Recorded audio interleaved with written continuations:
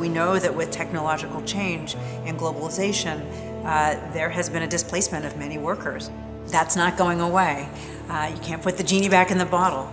And so, do we have a crystal ball? What are the jobs of tomorrow? How do we train our young people so that they have the skills to adapt to an ever-changing labor market?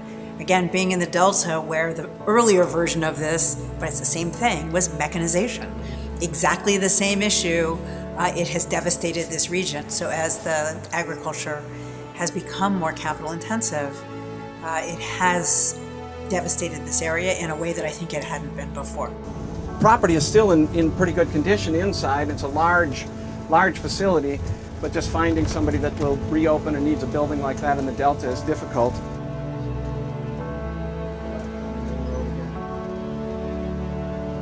How do we help people climb the economic ladder? How do we create solutions to help people live better and do those things that we all want to do, that all people deserve to do? And so we're going to be making recommendations to people who can hopefully help implement some strategies to improve the country and make us what we know we can and should be. If a miracle happened and the good Lord gave you $1 million and said, Irene, spend it the best way you can spend it to help one man, what would you do? I would help the community for the schools, the churches, and stuff like that. Make sure my town will be, a better place to live. We don't want to lose our school.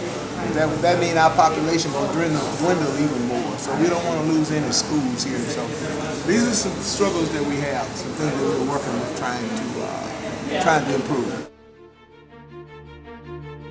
And as a child, I would stand at the end of the cotton row with a tool, and you probably don't know what it is, but it's called a chopping hoe.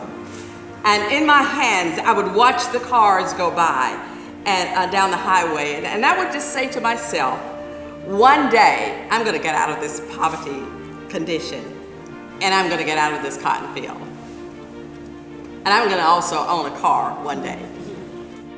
Of course, given the correlations between income and achievement, you're most likely to lose your high flyers, those who are able to leave. And so I think the untold story is that we have teachers that are working really valiantly and add tremendous value to students' achievement, but it won't ever show up in an accountability model because of the changes in population, and that's not making excuses of, obviously we want the students that are left behind to continue to serve and to continue to thrive, but there are some systemic challenges that never really get play in our conversation.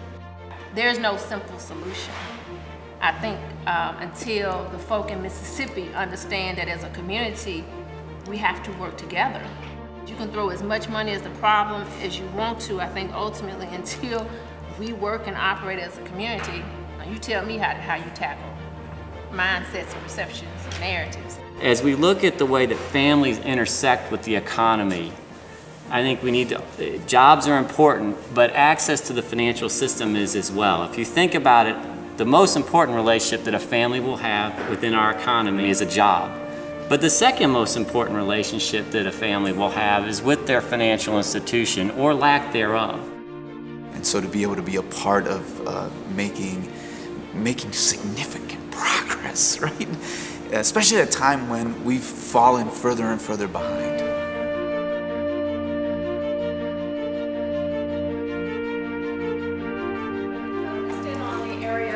Childhood investments. And our task was looking at brain development across lifespan. And what could we do based on what we know about the science of brain development in terms of long-term solutions to poverty.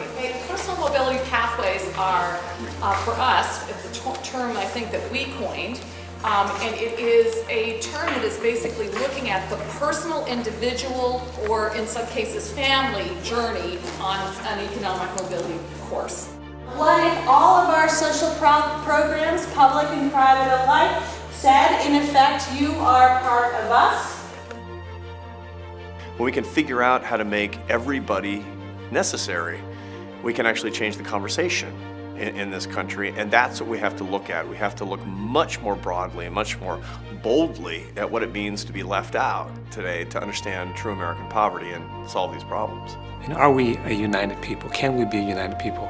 Can we, despite our attachment to our individuality, have social cohesion that makes the United States a meaningful concept?